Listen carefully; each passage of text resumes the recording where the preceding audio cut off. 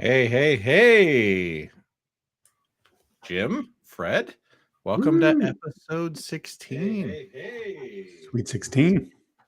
Jim, Fred, welcome to episode 16.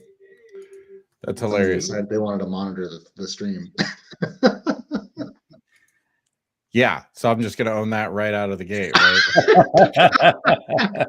we're just going to jump right in, right? I had all the platforms pulled up to make sure that we were streaming, and then I'm echoing back at myself, and I'm like, that's not going to go over well. But I secretly sabotage myself so I can give all of our astute AV friends that I'm sure will be joining this meeting the opportunity to just slay me openly, publicly. So let's start again.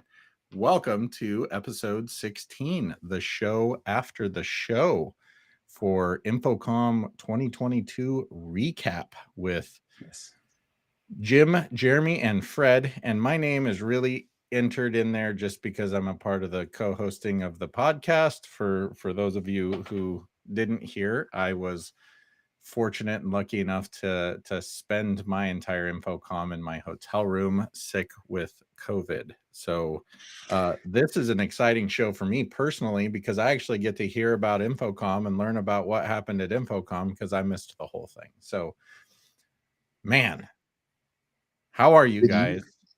How have you, I know. I kind of. I was gonna say, did you miss out or did we miss out? Because I feel like we were the ones that really suffered here. You guys definitely missed out. I would have brought fun, but from all the reports that I got, you did not miss a beat. So apparently, I was not that much needed. But before we jump into the full InfoComm review, how are you guys? How's life? How's family? How's the weather?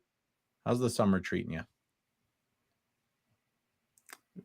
You go good over here. Yes, summer is here. School is out. Kids are home, and they're just having a blast. It's good. I'm getting ready to go to my first Boy Scout week-long camp in about 30 years. So I'm excited for that.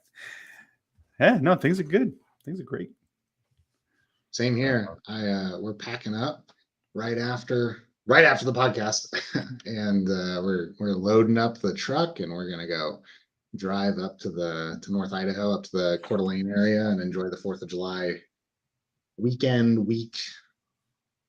time frame with my family. That's where I'm from, and some fireworks in my hometown of 250 people, super fun. So really excited to bring the kids back. They've never been back to Harrison, at least not in living memory, back up north. So yeah, we're going to take the kids up. They're not great travelers, by the way, so I'm a little concerned about that because this is a 7-hour drive, of drive time. So, but yeah, that's gonna turn into about 10 with kids, man. You gotta Oh, we rounded up. Yeah, we definitely rounded it up. So right. we gotta stop playing in the middle for a whole picnic, and yeah. Cool. Oh, that's great. It'll be a disaster. Don't worry. How old are your kids again, Fred? Just to give some context. 2.5 and 4.5. 2.5 and 4.5 for 7 to 10 hours of driving. Twice. There you go. Got to come back. I don't think that they approve of this method anymore, but I hear that just a little bit of whiskey goes a long way to just knocking out the kid. Oh wait, sorry. Yeah. Where's our producer? Wrong show. I checked the box on YouTube that said this was not kid friendly, so that is totally an approved comment. Well, yeah, Arizona is hot as hell right now. We're north of 100. It's either you're going from the house to the car and the car to the office, or you're spending time in some sort of water object like a pool. So we're getting lots of good use out of our pool right now here in the summertime.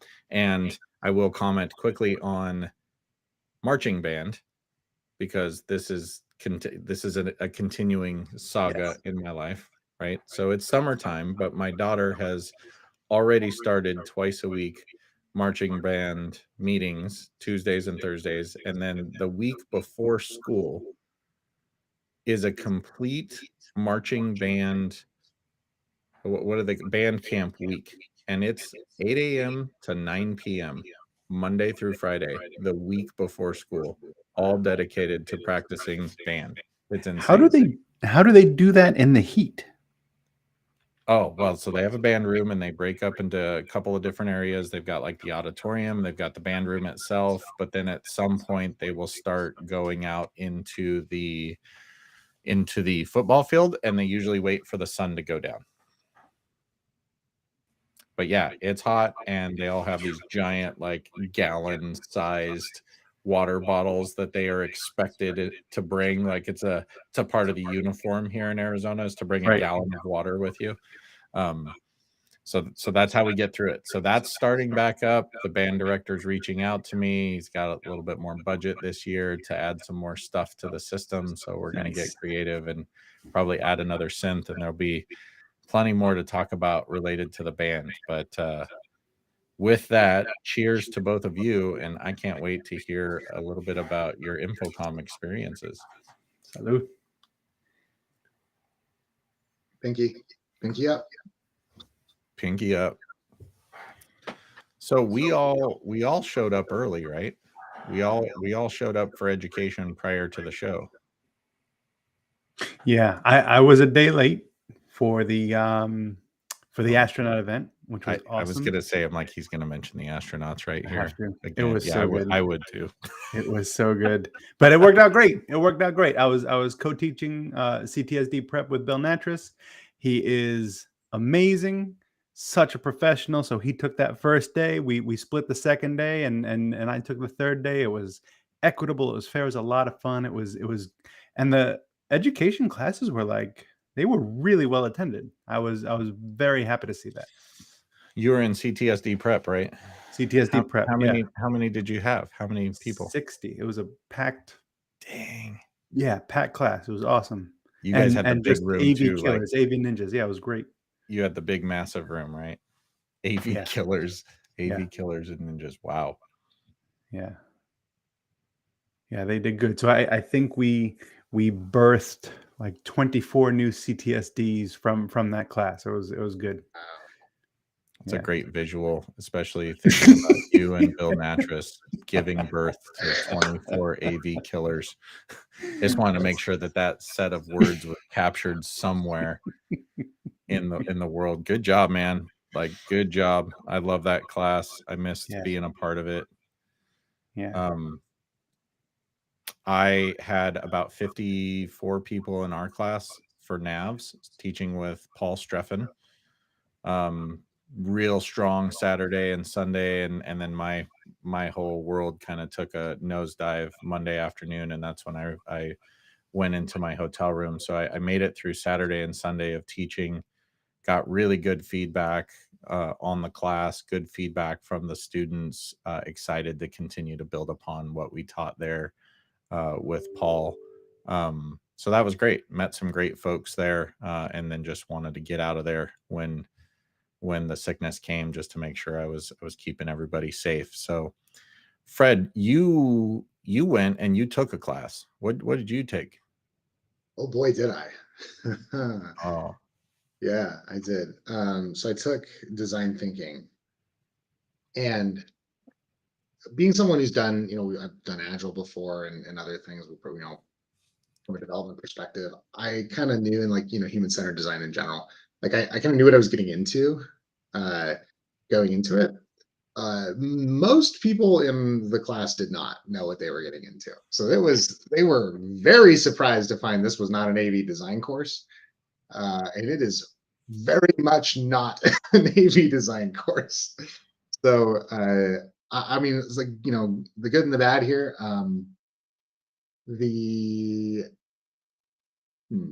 Let's start with the bad. The bad was,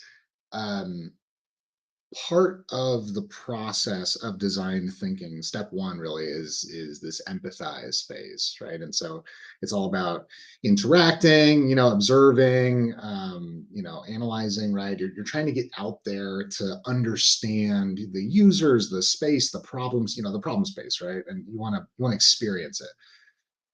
And for this class, we had a client, so actual paying client that was, I think he was paying, I don't know, but an actual client who is creates these bar experiences, these one of a kind bar experiences in Vegas and down in East Fremont. And he was looking to build this new concept themed bar, and so we were essentially coming up with the whole idea was like, we're going to bring design ideas, right, to for this themed bar. And so one of our empathize path was like, we literally on Monday we got on a bus and we went down to East Fremont and we went to several bars and enjoyed some time at the bar on Monday, which you'd think would be really fun. But a part of that process was go talk to strangers on the street and ask them why they go to bars and ask them what brings them here and stuff like that. And that's like a straight nope for me. So like social anxiety and social contract does not permit me to do so. So I got to enjoy some lovely tequila at a great tequila bar at about 1:30 in the afternoon, which is perfect. That was a great way to spend Monday. So that was and it doesn't sound all that bad, but it was really uncomfortable. And so I don't know how they improve upon it, but we gave some good feedback there. The good is the entire rest of the course was incredible. It's a super active course, really great lo-fi prototyping processes, building sort of, literally like paper and craft models of like, here's what we want to do. And here's basically the experience and taking people through it and getting their feedback before we spent any money. And so it came back to us in how do you prototype designs, right? How do you, when you're faced with a design problem for a customer, how do you get in their heads early and prototype cheaply and quickly up front and get an idea of approval before you ever get very far? So the lessons that I took away, I think, were super valuable and definitely understand why the team is teaching that course at Avixa. So it's a rough start, but a really strong finish. Man, how interesting is that? Like, one of the things that has always struck me from an education, I think from a life perspective, but I'm going to approach it from an education perspective since that's the frame that we're using right now. Like, there's so many different types of people out there, different personality types, different comfortabilities, different ways of learning, all of those things, right? So I have some questions related to day one, of course, because day one sounds like it was really out of the box, really challenging for you. Were there other individuals within the group that like openly embraced that type of a concept and just went out and talked to people, or did others like mirror your discomfort with approaching the public? Yeah, so I don't know if you noticed, but InfoComm's kind of a nerd conference. What? So, Dude, so you get not a nerd at all. What are you talking about? this incredible room full of mostly designers, mostly engineers, not designers. Like these are AV engineers who were thinking they're getting like CTSD renewal credits in a design course, and then say, "Go interact with strangers." Oh, Yeah, it was a little rough. There were some people certainly that jumped in and did it, and that's fine. And I don't want to belabor the point because it was still an incredible class, and I don't know how they make it better. I don't have like a constructive way of doing it.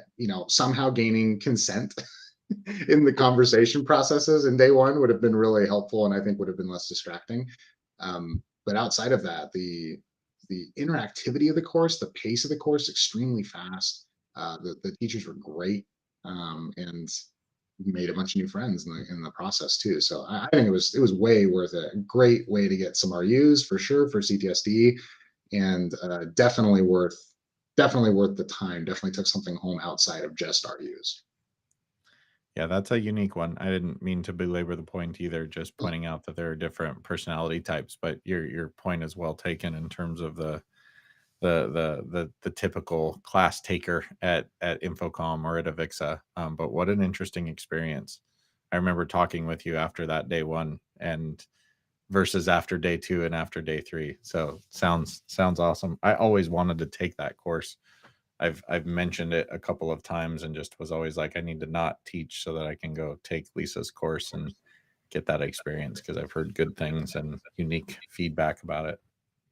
Yeah, that was always the challenge we had because they had some improve the trainers and train the trainers at Avixa where they introduced some Bob Pike stuff, which is very similar to human centered design stuff, and it's fun and it's impactful if you have that right personality, you know. And you always take something back, but it's like you take that class and you know it's not really going to work in the AV industry just because people are the way they are.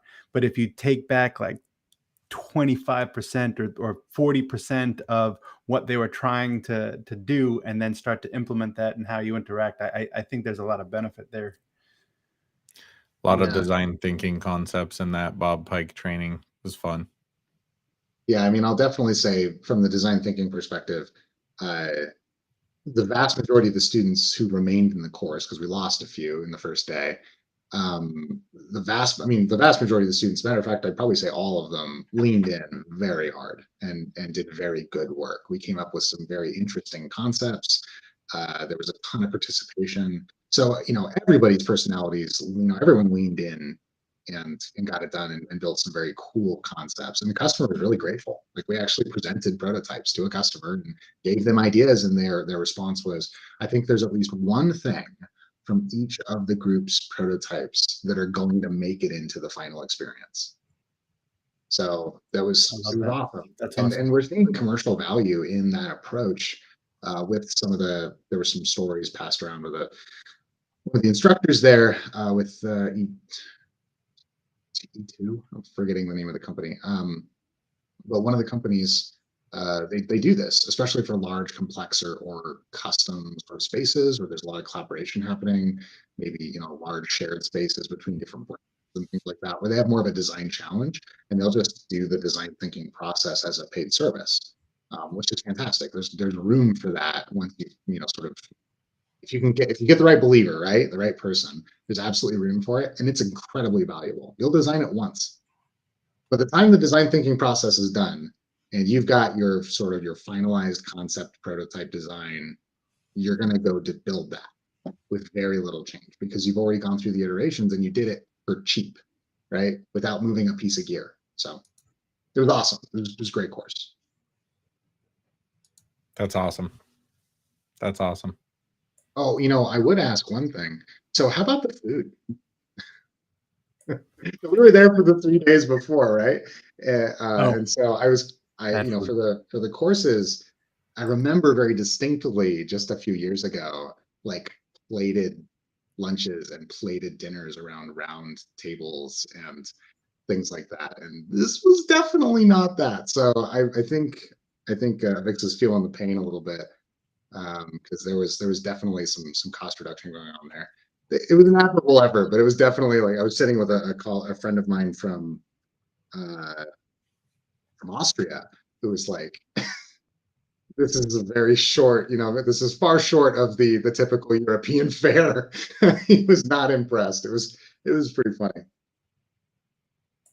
Jim, Yeah. would you like to respond first on that? I have my own. Well, opinion. no, I mean to be fair, listen, they had no idea what they were walking into, right? Especially after the last couple of years and the last InfoComm in October. And so, what do you do? How much do you spend? Like we're recouping costs. It's been a crazy couple of years. So listen, I get it, and no one knew how many people were going to come, right? Until like the week before, the day of, or so it like I wouldn't even know where to begin to plan something like that.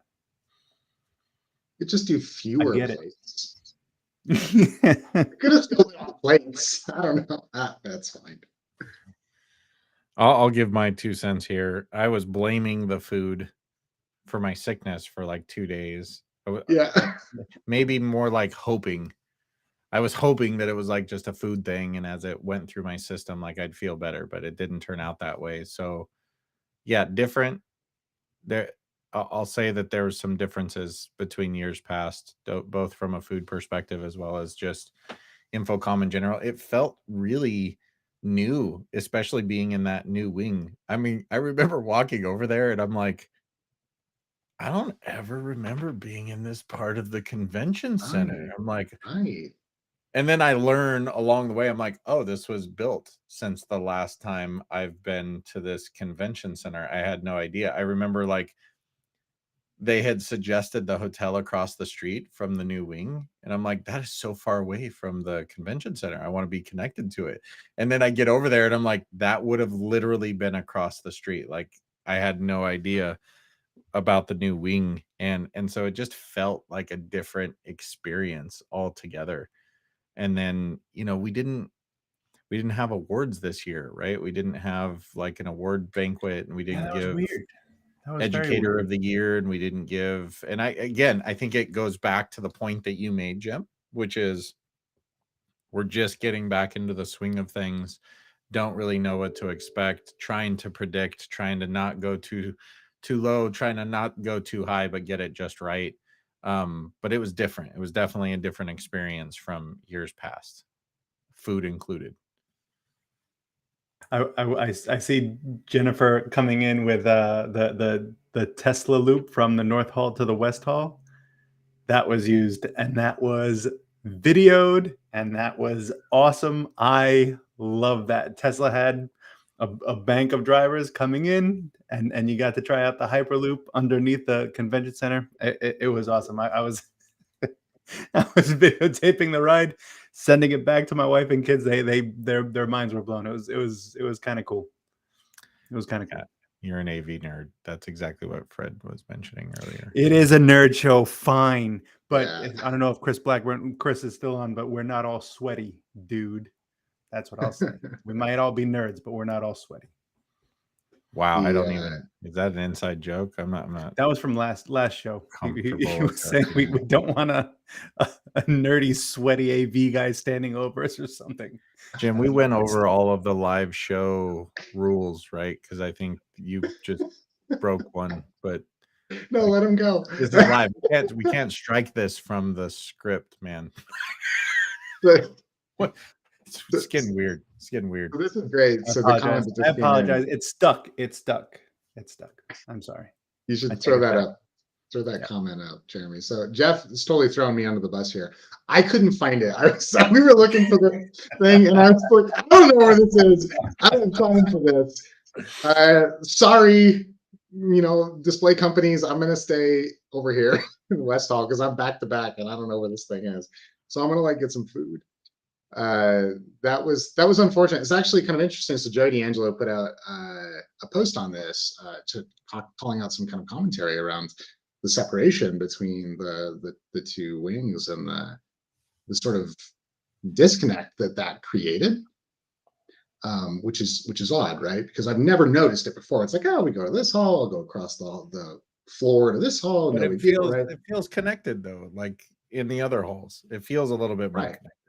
Yeah, and that was like, yeah, that was really unfortunate, I think, because I think it actually started to kind of draw a line in the industry a little bit of like, no, there's this the digital signage and production goes over here, and then but the corporate stuff is over in the main hall, right? Yeah. Well, but that they did that 2 Vegases ago, where it just got too big.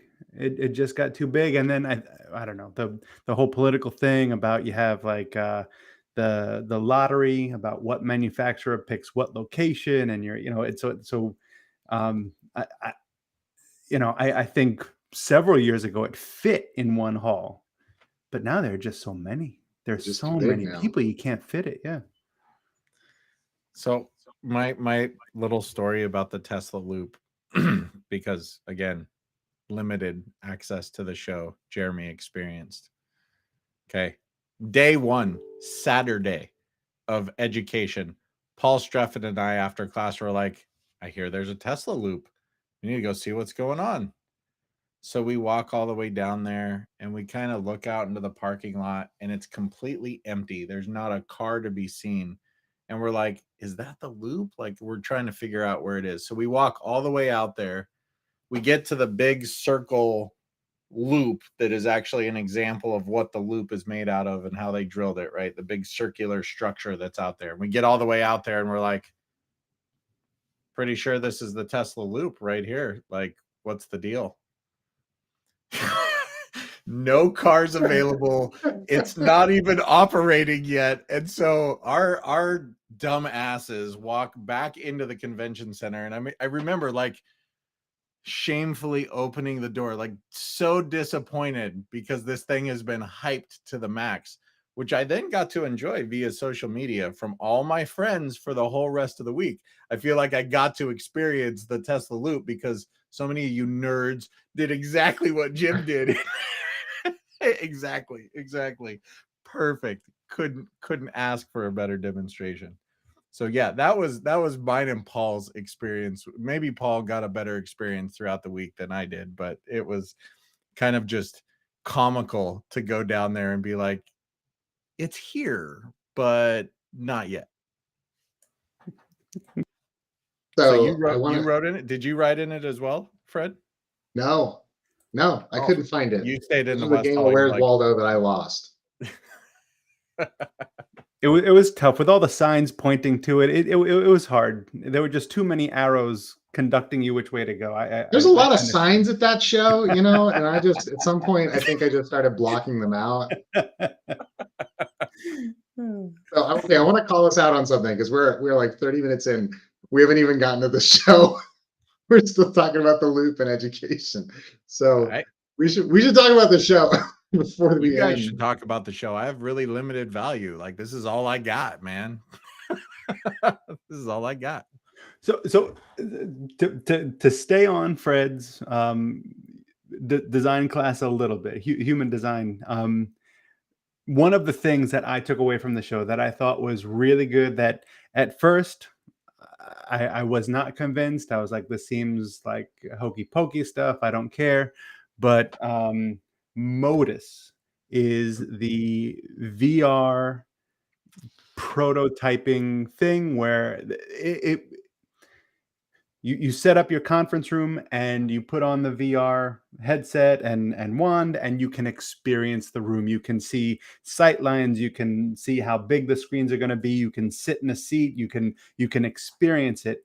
When they told me about it and people said, "Oh, you got to go check out Modus. Got to go check out Modus," I'm like, you know, it sounds cute, but doing the demo, it was a thing. Like I really liked it. And then to make it even better, they incorporated some AV specific ideas. Like we all talk about reverberation all the time, right? And they have graphical representation of how reverberant a space will be. And so they put in the wall surfaces, and then they drop an audio bomb, and you have all these different audio balls floating around the room. And depending on what surfaces are in there, they'll last longer in the room. And so it was just a really well done, easy to understand, easy to consume way to describe and experience reverberation in a space. And then you put in carpeting, you put in acoustic ceiling tile, and you drop that audio bomb again, and the audio balls don't last as long in the room. And I thought, man, that was so well done, so smart, and I was kind of hooked. The reason I wanted to bring that up is, number one, I thought that was the coolest thing in the show. Also, because you heard about some of the other larger integrators where they put their brand wrapper around that. So now all of a sudden it's like the level 3 VR experience, not necessarily Modus, which I thought was just a sweet idea for marketing and getting the name out there. So that was blown away. My question to you, Fred, is given all your human-centered design class, do you think VR, like when you're prototyping and you're doing the Legos, or you're putting together those 3D models, do you think VR could ever replace the fun of building it out of Legos or you know, handicraft stuff? Or do you think VR is too clean, and there's something in that like arts and craft exercise that adds to it?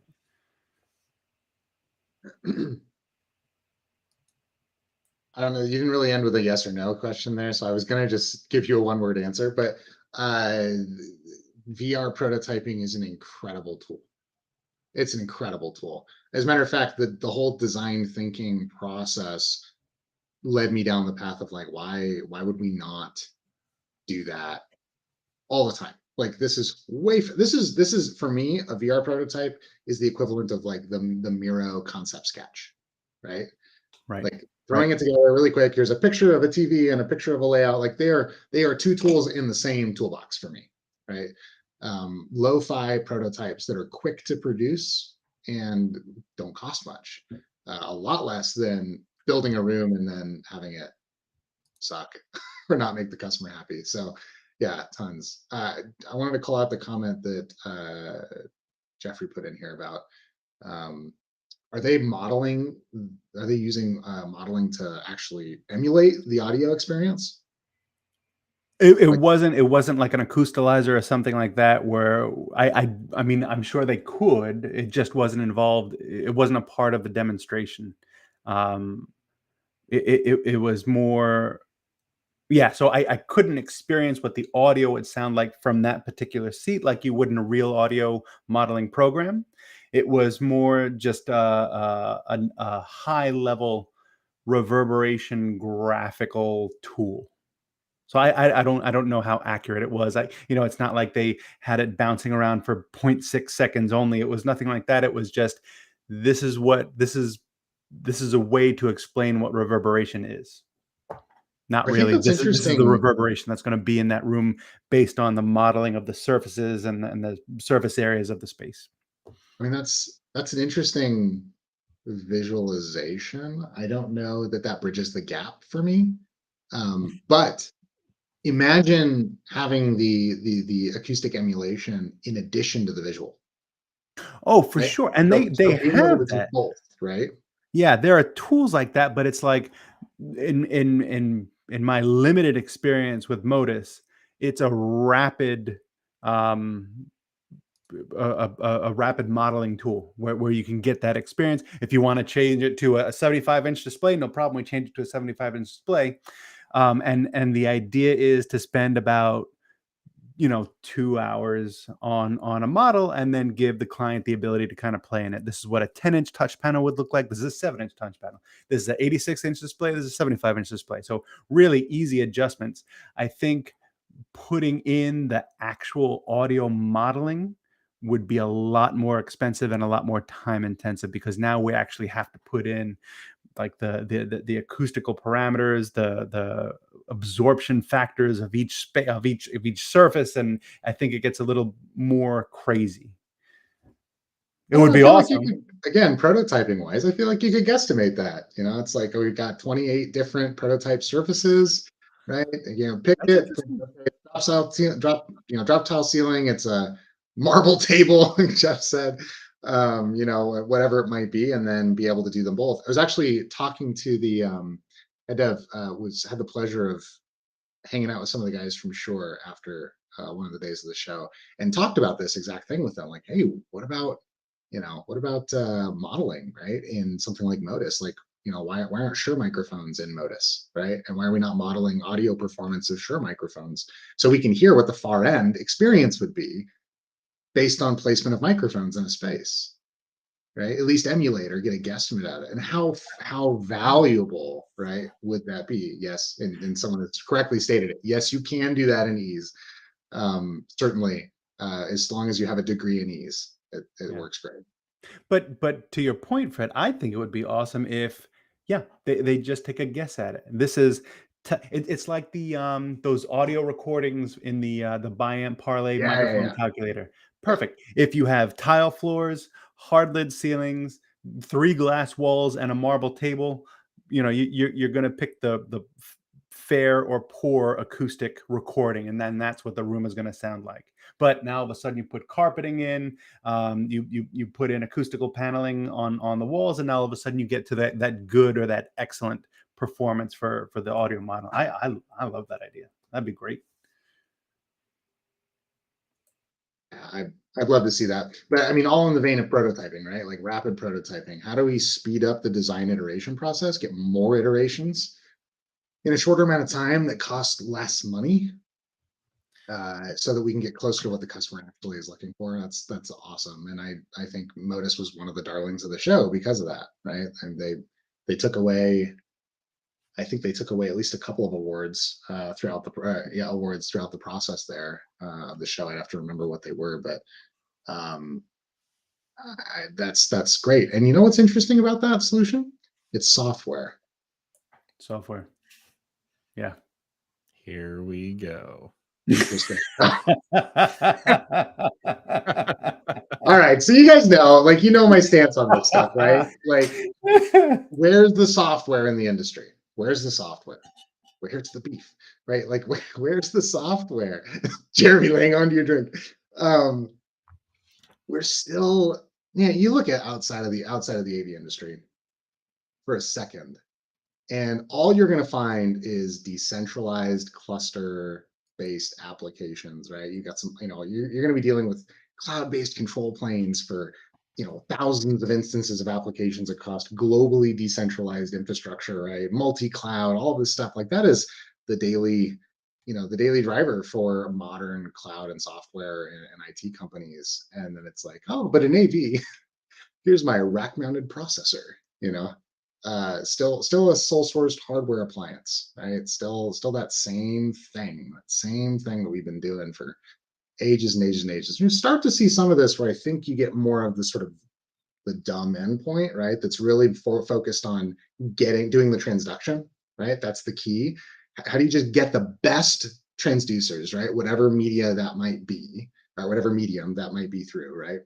And then get that stuff onto the network, right? Get that stuff onto the network, get it processed by shared infrastructure, by commodity infrastructure, x86 architecture stuff, not this, continued customized embedded Linux distributions on proprietary hardware assembled through, one company that you can't get anywhere in the world, because guess where that leads you? Where we all are today, where we can't get key product. You know, it's just it drives me crazy. It drives me crazy. I'd love to see more software out of the industry and a more of an embracing of software, but I think there's some challenges there that we're going to have to fight really hard against to grow and change. You know, I don't know.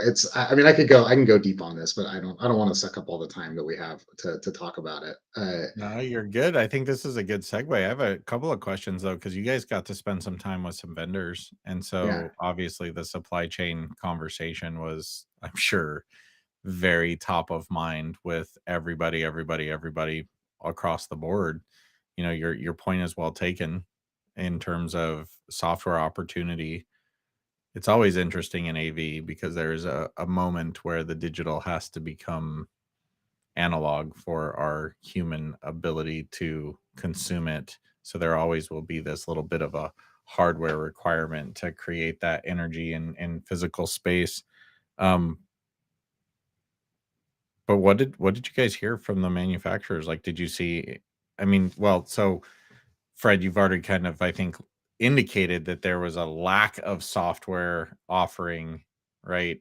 Like, what did you see? What did you hear? What was the manufacturer's response to this supply chain challenge? Hmm. Hmm. So I'll go briefly and then I'll let Jim jump in. So I saw some software, but I don't think that they were necessarily. I don't think that there's a problem with saying that software is the solution to the supply chain problem in the AV industry, because I'm going to go out on a limb here and say that managing a Linux server or a distributed Linux server or a virtualized Linux server in a public cloud over an SD-WAN connection or whatever else you might have is a little bit outside of the comfort zone of most audiovisual systems integrators. Being a little facetious, that's not something that they're going to do successfully most of the time. This is we grew up in different industries, the IT and the AV, folks, right? I've got this thing about this, right? When you grow up in IT, you grow up doing A plus, right? Network plus, right? You go up building PCs and learning network fundamentals, right? That's your origins as an IT professional. As an AV professional, most of the time your origins are learning how to make a band sound good, learning how to make an image look good, right?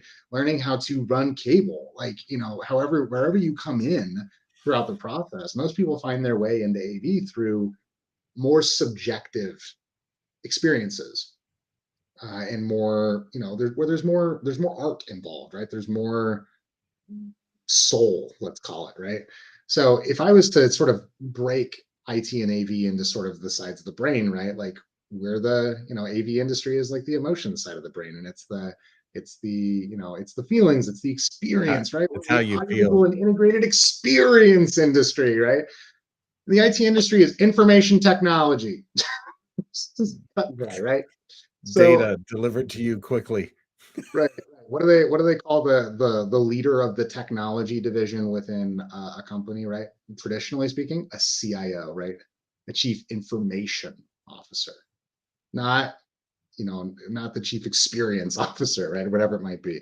So I say all of that to illustrate that I think that's a hard thing to do, to take AV companies and AV professionals who have been AV professionals much of their life and to say, hey, go get into the command line, open up an SSH session, deploy this Linux virtual machine, run updates and packages, and install this SSL certificate and host it on a public cloud. Like, that's not going to work. So, if one of the manufacturers happen to have a control system product, and you can't get that control system product readily, so here's a software version of it. It doesn't do anyone a lot of good, right? Because how are they going to deploy it? There's no appliance they get to go rack up for that. So suffice to say, there was some software, but I think there's still a huge gap in the way that we think about it as an industry and the solutions that are coming up, right? No one's bridging that gap. And I'm telling you, manufacturers and software developers, they want to build more software. I guarantee it. They want to build more software, but they can't because the channel can't move it to the degree that they need to make that profitable. So that would be my piece on it. I saw some software, very little, kind of underemphasized. And if it was software that was sort of better, right, or that was more emphasized, it was like desktop stuff, right? Like Zoom, right? That kind of stuff. Like that's where we saw software really winning at the show is desktop based installed, Zoom rooms and clients and things like that. Modus notwithstanding, but still a top application. So this is something I did want to ask you guys about because there were. I'm thinking about our analytics conversation, and I'm thinking about the analytics software platform folks that were there, and this is coming from someone who is I'm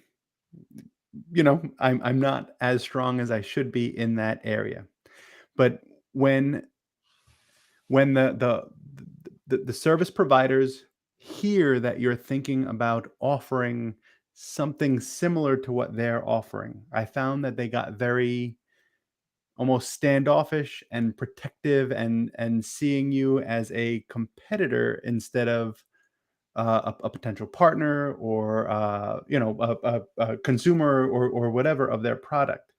My question to you is when we last spoke about that, we said how the AV industry is still in its infancy of this RMM revolution, right? Of this remote monitoring and management of this because we don't have the hooks available to us. And so my question to you is, are the are the software providers that are offering these management services, are they just nervous that they're under the hood, it's so rudimentary because that's all we're allowed to do right now that if integrators start to see, I'm not saying how easy it is, but how limited it is at this moment to get into the game. Is that why they're kind of covetous of it? Is that why they're kind of they don't want to share that information with people? You know what I'm saying? I think so, Like, and I so think what I'm talking about, a lot of a lot of these software providers were very big on like connection and ping tests, and we said ping test was it's very rudimentary. We almost laugh at it, but if that's like the cornerstone of what they're Nerd. offering as their management tool, and it's easy, is that the reason why they were kind of so guarded, I guess, in their conversations? it's an interesting question. I think there's a lot of ways this answer could go. Here's my gut reaction. My gut reaction is monitoring is not new for everyone outside of the AV industry. We've had this comment before. There are proprietary monitoring tools in IT, no doubt about it. But most of them roughly deliver a fairly similar feature set.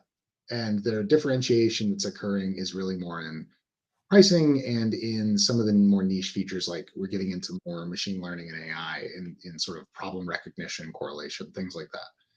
So I would even argue to say that monitoring in IT, that's kind of a commodity, right? There's 40 different vendors, 50 different vendors, and they all kind of do the same stuff. And that's because in the IT industry, you're dealing with standardized protocols where you can't say, oh no, but my switches only talk to my platform, right? No, that's got a standard platform, a standard interface deployed on it. Management's a different story, but for monitoring, it's not like that. But think about the AV industry. I asked myself this question. I looked out at the show floor and I went, I don't think there's a single open source company here. Interesting. Is there anybody in the AV industry that is willing to share their source code on GitHub right now? Somebody who's showing at InfoComm with a booth, right? Any of the players. I don't think that, please call me out if I'm wrong, right? I'd love to see the chats. Tell me. I would love to hear from you because we could probably do business, because that tells me I can trust you. I have a right to your source code, right? If you put it out there, and now I can trust you. If you go underwater, I can take up your code if I need to and fork it and continue it on. But that's not the norm in AV, right? Everything's proprietary. Everything's a secret. Every platform is this trade secret. All the drivers are trade secrets. As a matter of fact, there's some manufacturers whose APIs are secret, right? You can only use them if you use a given platform, if you use their stuff, right? You have to play within the sandbox, and they don't publish that. That's completely unheard of in IT. Matter of fact, most software platform, I don't even buy a software platform if it doesn't have an open API right out of the gate. So this is the clash, right? Software industry and IT have figured out open source is awesome, works really well as a way to distribute software and ensure that it works, especially when it's well funded. And open APIs are the way to go, right? Transparency is the new norm. The AV industry is 10 years behind that concept, in my opinion. And that's what's missing. I think why you're not getting more software, right? You can't build the trust. You're not going to build the trust of these teams, right? Like I look at the global, so I look at the global caches of the world, right? Like brilliant. I need more of that, right? It's a simple endpoint with a well-established public API that anyone can work with. And that is what I envision the kind of the future of AV looks like, is very simple endpoints. All the intense processing that's occurring is happening in clusters. It's happening at the edge on servers, happening in the cloud. And frankly, we just didn't see that at the show. So why do they get defensive? Because we're stepping on their turf, because they're threatened. They're threatened by what we're doing. We're threatened by using off-the-shelf free open source software and talking at the show about how you can use off-the-shelf free open source software to monitor all your stuff and not pay anyone to do it. Right? Exactly. That's the concern. So anyway, I'm gonna step down off my soapbox. Sorry. That's what I think is going on at the end of the day. And I'm super excited to work with manufacturers, partners, software developers, the new breed of software developers who have yet to enter the AV industry, who are going to come in and, like Zoom, disrupt the entire thing. Right? And that was to that point, that was the other very interesting thing that I heard, because for a lot of our enterprise clients, they love the ability to really configure and drill down in device features and permissions and really go deep with the configuration. And I heard a lot of providers saying,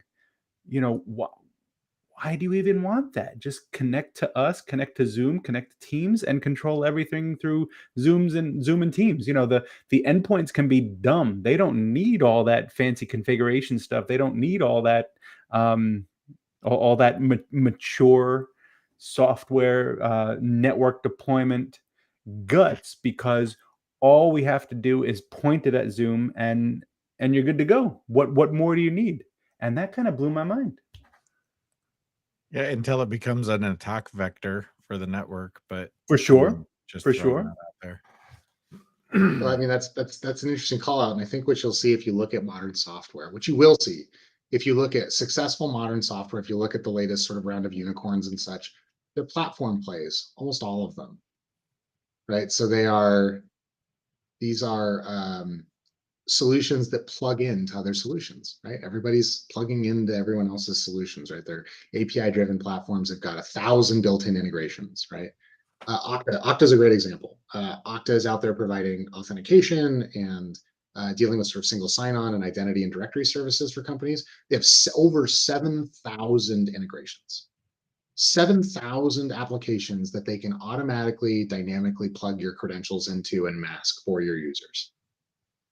Right? It's about integrations. That's where the value play is now. It's not about how proprietary you are, how much I can get you into my stack.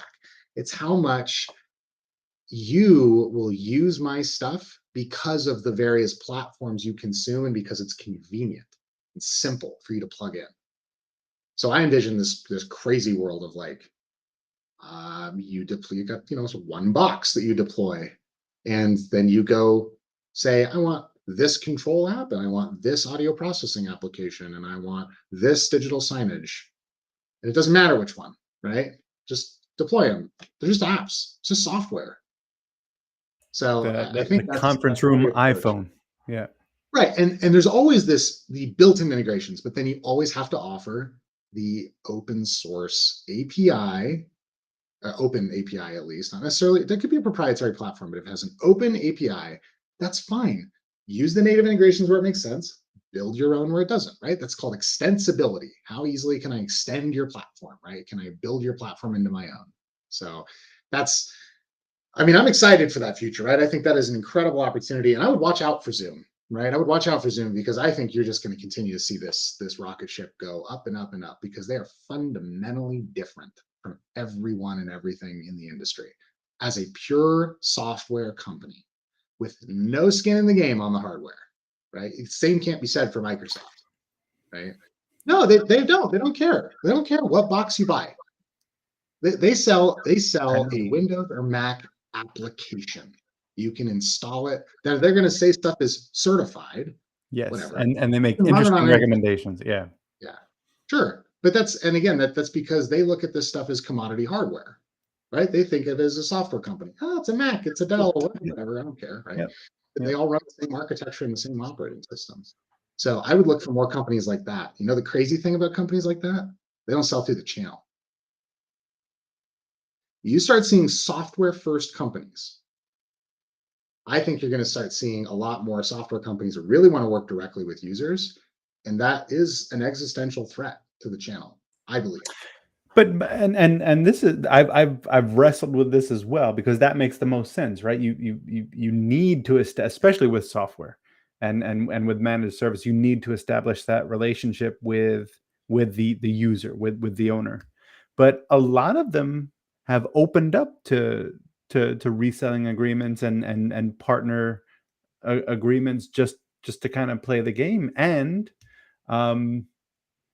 I think for good reason, because if you're just talking to the clients get sick of that finger pointing game where if you subscribe to Zoom and then a Zoom room's not working, Zoom's going to say, well, you got to talk to the integrator, you got to talk to the hardware people, and clients hate that. And so it does make sense to have an integrator partner somewhere in the middle there, acting as an interpreter or an integrator. I mean, that's exactly what it is, right? Integrating all those disparate manufacturers and getting those hardware pieces to work together.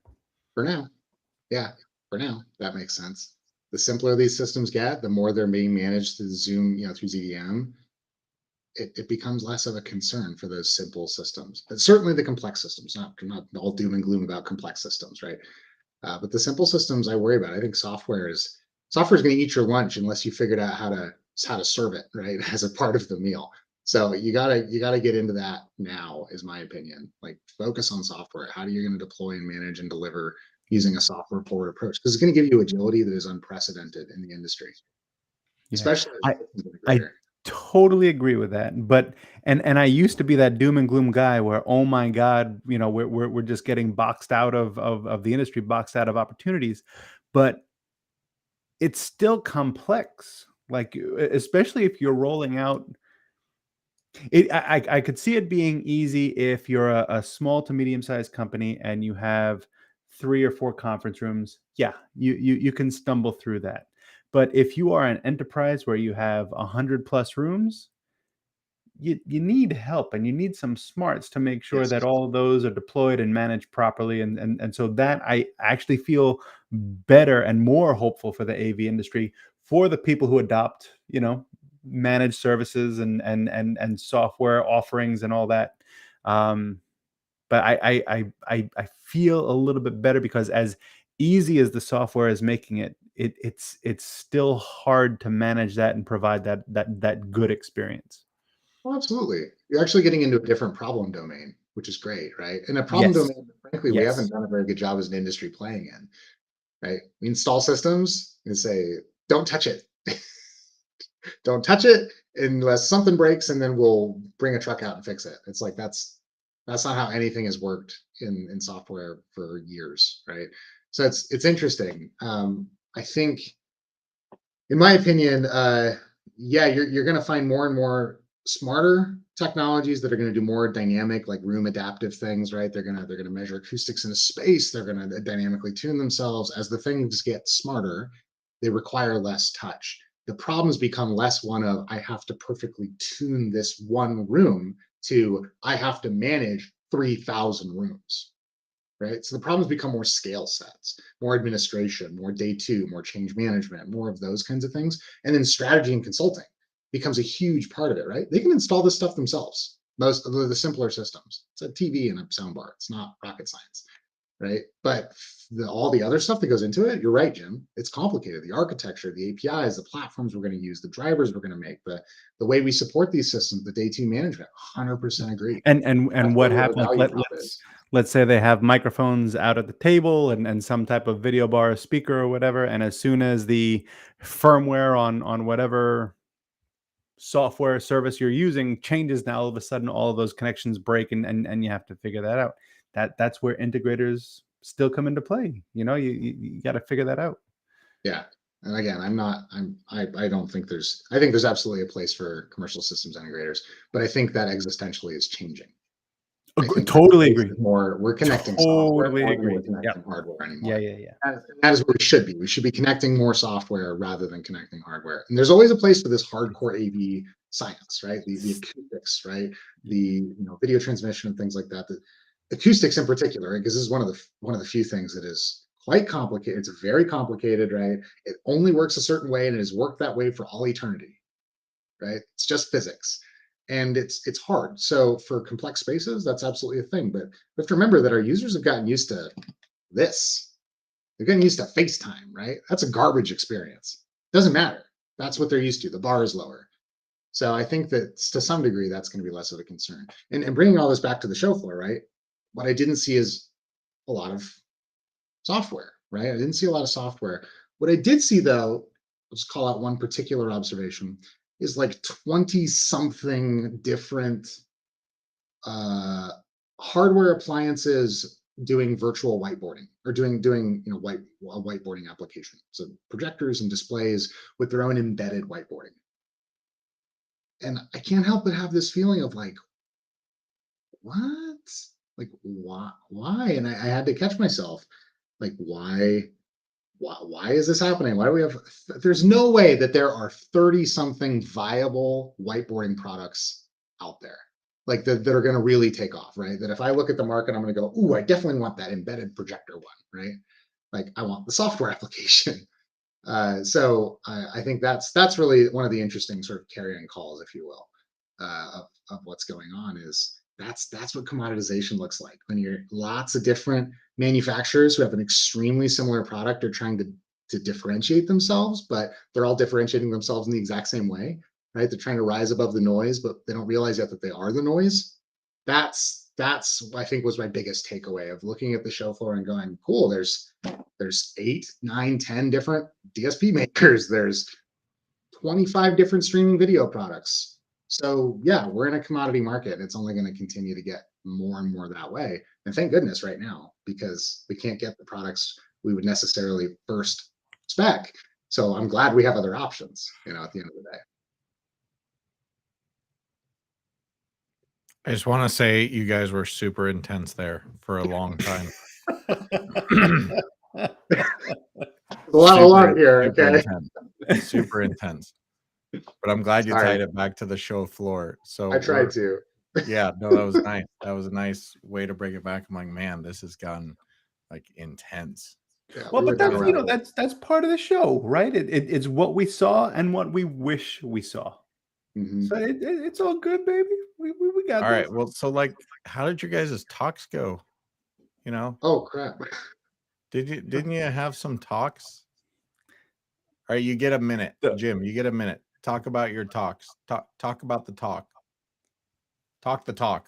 Talk the talk. The talks were good. It felt so good. It felt so good to just be back at InfoComm. And so we did CTSD prep.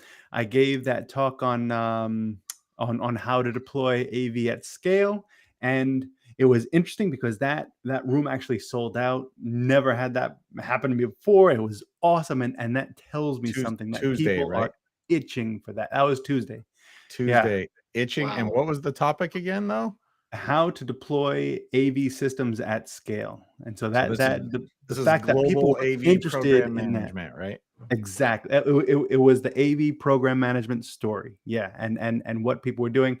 I got great feedback from it. It was exactly what we talked about in that Experience AV show. It was very well received. And it's nice, not nice to see that people are struggling with the same things, but it's nice to see that the market and the interest is there, and people are interested in that, and providing a consistent AV experience to their users. So that was awesome. And congratulations, man. How many people did you have? How many people did you have at the presentation? It was 130. What? Wow. It was insane. Dude, that's awesome. Yeah, was it was that stupid. standing room? Was that standing room only? Did I mean, Jim people were Maltese standing, have but a standing room? I mean, they could be sitting or kneeling, but if they don't have a chair, it's standing room only. And my favorite story, because I don't know what to expect with these things. So I'm just there. I'm showing up 10 minutes before, thinking 10 minutes plenty of time, and this absolutely lovely Avixa staff member was there saying, "Oh my God, thank God you're here. Thank God you're here. We have to get you in now. We have to get going." I'm like, "What? Did you see all these people?" It was great. It was great. That was a lot of fun. So that and was then Tuesday. We did the AV analytics on the center stage, which was a blast. That's where you're in the middle of the show floor, and it was a short little thing, 20 minutes, and that was almost it was popcorn AV. It was just giving a little bit of taste about what we talked about on this show about analytics, and go through about a few data points that you can easily collect, and what it would do for your users, what it would do for your design, and all that. And that was a lot of fun. Problem there is that they had uber comfortable chairs in the middle of the show floor. So yeah, everyone, I filled I will say all the chairs were filled. I'm going like a quarter were there to see me, and 3/4 were there just to get a break, because they were super comfy. But it was great. It was a lot of fun. The stage was a lot of fun. Super professional setup. It was that was a lot of fun. And then we did the intelligibility thing that I had to do solo. We as in you, bro. yeah. We as in you, yeah.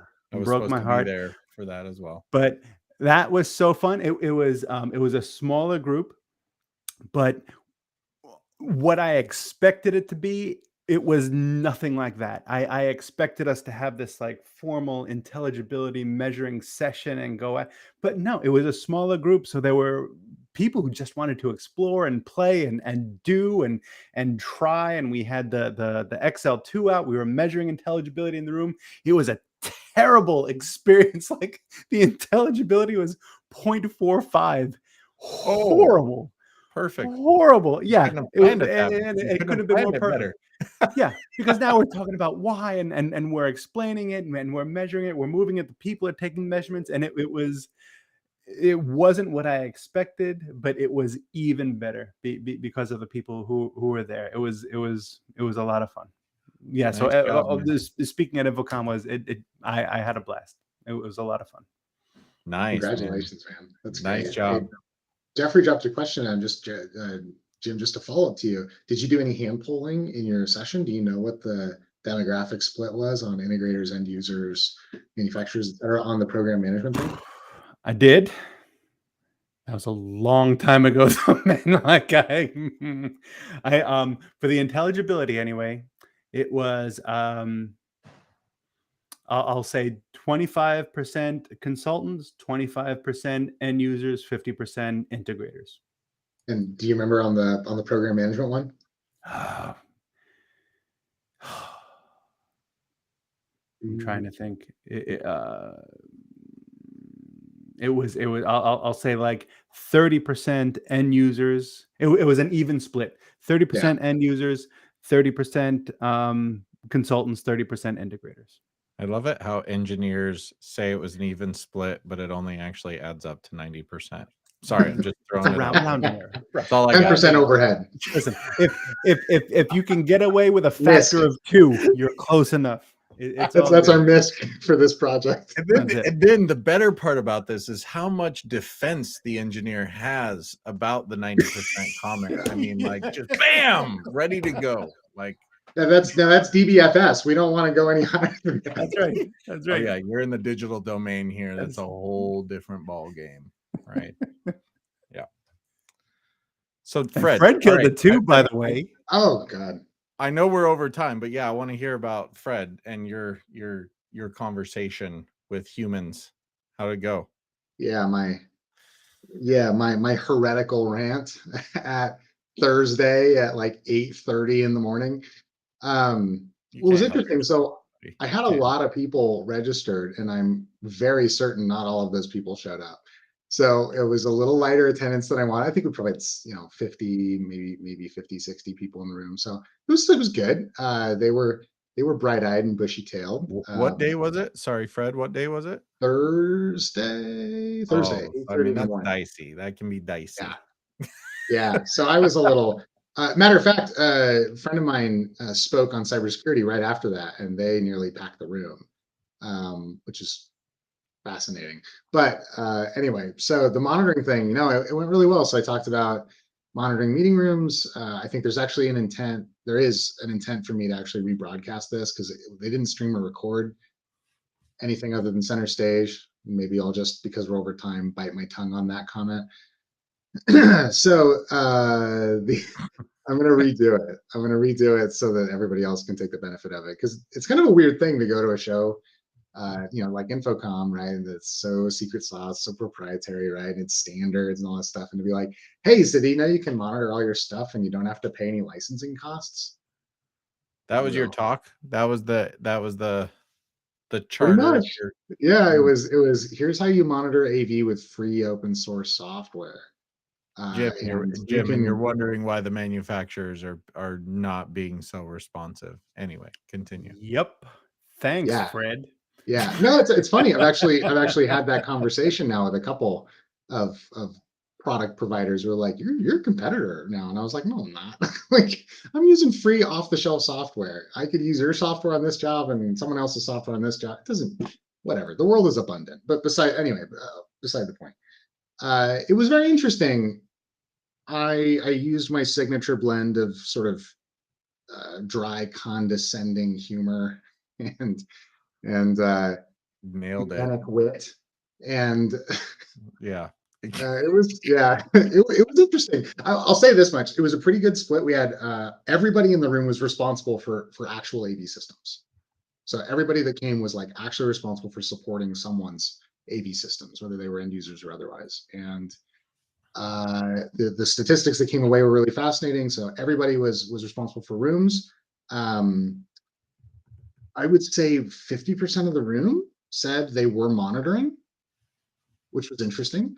And I think I know what that means. I should have asked, are you monitoring with more than one tool? Because what I think that means is I Yeah, have 8 using point manufacturer tools. software tools. Exactly. Yeah, Yes, different point tools. exactly. But then I asked this very interesting follow-up. Out of everyone in the room, raise your hand if you're satisfied with your monitoring program. Not software program, your monitoring practice as a company. And not a single hand, not a single hand. So Not even everybody one? needs it. Oh, and I asked how many people was it critical for? And they were all like, almost everybody raised their hand. So it's critical and nobody's happy. It's a priority and nobody's happy with the way it's being done. So let me ask you this though, because that's huge. Yeah. Does that mean, in your opinion, that technology managers need to roll their own single pane of glass, or does that mean that just no one has invented the premier primo pane of glass? I think this is left hand not talking to the right hand. So this Mm. is AV teams not getting in, in the fold on the IT side and not getting familiar enough with and I don't mean this as a slight, but there's some complex protocols at play, but a lot of them are standard on these AV devices, right? Almost all this AV product is open source software that they've just used, embedded, and sell now, right? So it's all the same stacks. SSH is in there, SNMP is in there to some degree. I wish there was more. It's a big takeaway. Oh, Jeremy, do you want to take the lead here, Jeremy? Anyway, I was just going to say that I think the moral of the story is that monitoring is not about having the best tool. Monitoring is a commodity in the rest of the IT industry. It's very hard to differentiate. The problem is we don't have enough. We have not done a good job of deploying AV devices that use standard monitoring protocols. That's the challenge. Does that make sense? So there's a lot of AV devices out there that don't even implement SNMP. Like it's the most basic implementation of monitoring, right? And or if they do, good luck getting the MIBs. Like good luck. Nobody publishes them. Matter of fact, you'll ask for them sometimes, and I've gotten responses of like, no, we don't give those out. Like again, the proprietary, ridiculous nature of it. So in my mind, no, I don't think every end user has to roll their own. I think they probably have an IT team that already has a monitoring platform, and there's a good chance they can use that. And if they need a really smart integrator or really smart software provider to bring that together to help use these legacy devices that have these crappy APIs that aren't standard and bring them into those existing monitoring platforms, it's totally doable. That's why we use Zabbix. Free open source software, guys. So feel free, go Google it, Zabbix. But it's why we use Zabbix, because I can get SSH regexed out SSH data. I can get regexed out, telnet data. I can get REST API data. I can get ICMP. I can get TCP port checks. I can get SNMP. I can do all that stuff and just aggregate it in one place. So yes, Gain. Standards. Absolutely, right? That is what's missing. Standard monitoring protocols, standard API implementations. So it was fascinating to go through that conversation and hear the people talking to me afterwards, because I got a bunch of people came up afterwards and were like, wow, I did not know we could do that, or how would you recommend I go about this, or things like that. And I was like, absolutely, like this is how you do it, right? It's And open. that's the beauty of open source, right? It's make it available, get people interested, and can you help me do that? Of course I can. Yes, I'd be happy to. absolutely. Exactly. Yeah, and exactly. So that's my pitch on all this stuff, right? From a sales perspective, that's what we do. It's not a secret, right? We use open source software. We can help you implement your own instance of it. That's fine. Your own private instance doesn't have to ride on our software, our SaaS.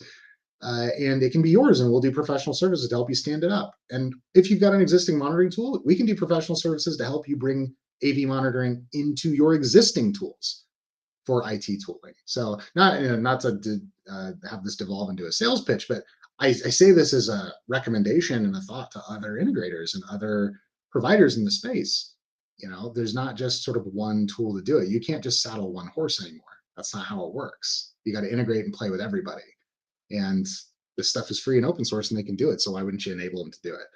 I think it's going to be interesting, Jim, to see if the industry continues to be threatened by systems integrators innovating and becoming, more IT systems integrators, getting more IT systems integration skills, and moving towards that direction, because it's kind of like getting the blindfold taken off, honestly, when it comes to the tools and practices that are non-AV specific, right? Like the network.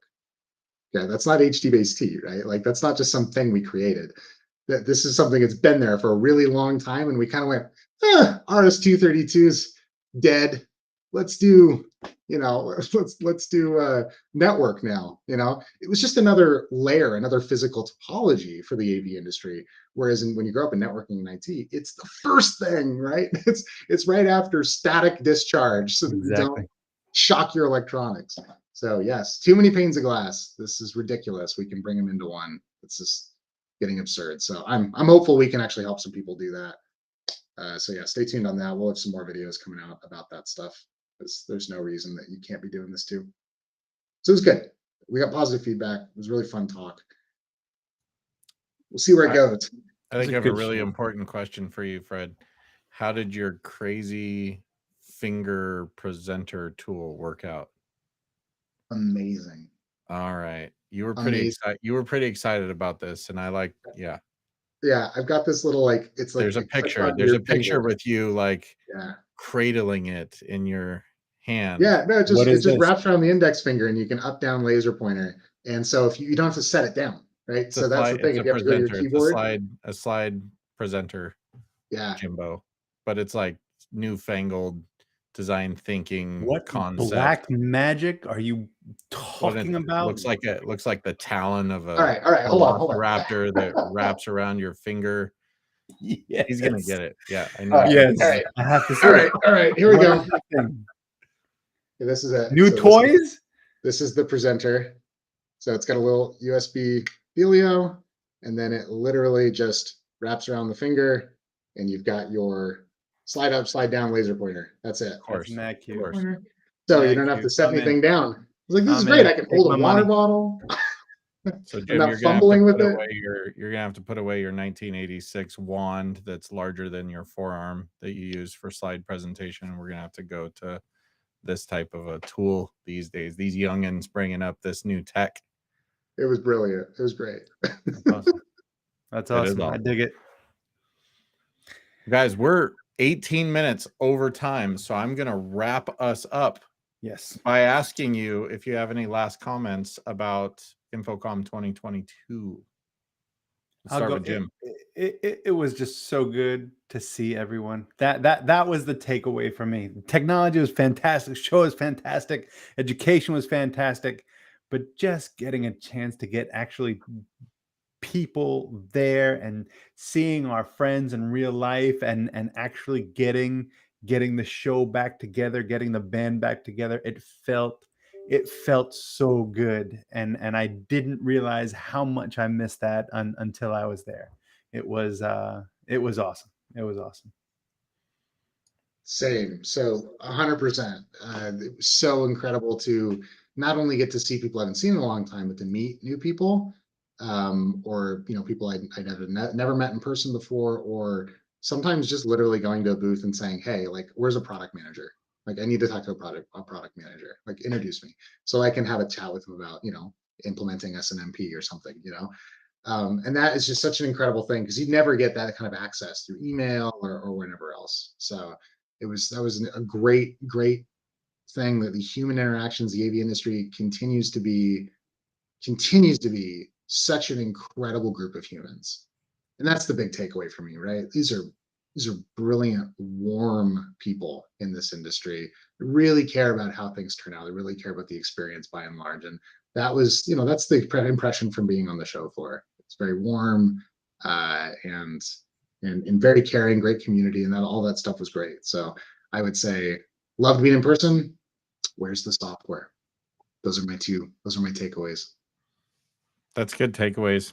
That's really good takeaways. I really like what you said earlier about, I totally lost my train of thought, but it was related to meeting people together. My takeaway was pretty limited, obviously, but I remember you asking me the question, Fred, on Saturday night, what was I most looking forward to at InfoComm? And my response was seeing our team, right? Seeing our people together, just getting together with people in person. And so while I was a little bit limited there, I did get a great version of that experience just for the Saturday, Sunday, Monday that we were doing classes and seeing the AV industry together. And it reminds me that through this entire process that we've all been experiencing together over the last few years, right? Human connection is so very, very important. In fact, I think we've like gone to the ultimate extreme on both directions, related to the pandemic. Proved that you could work from home, proved that you could have this virtual experience, and also proved that it is not healthy to not have direct human like interaction and engagement. And I love that so much. So I'm looking forward to Florida and not being sick throughout the whole process in general, as I hope to be the case. This is the second time, but You got to guys, stop licking the door handles. That's the problem. I can't help myself, Yeah, man. They're right. super fancy at the new Next wing time. of the convention Lesson center. learned. Lesson learned. At least Yeah. it wasn't ISE, Jay. That's true. You could have That's been at ISE when that happened. So that's true. I would have probably just stayed in the hotel room much longer. So, gentlemen, I got to say thank you. Thank you for, bringing us all up to speed on your InfoComm 2022 experience. We went wide and deep simultaneously, I think, through this podcast. Shout out to all of the awesome people that showed up. We had great attendance. We've got I just to beat the technical drum for a moment. We're streaming live on Facebook, we're streaming live on YouTube, we're streaming live on LinkedIn right now, all through the Restream platform, which is fantastic. So thank you for everybody that showed up. Follow us, love us, like us, leave a comment, follow us on our channels. This will be available later as a recording, so share it with your friends and your children, especially the children. They really get a kick out of this stuff, even though it's not rated for them on YouTube. With that, I will see you next month for episode 17. Thanks, Jim. Thanks, Fred. thanks, all. Take care.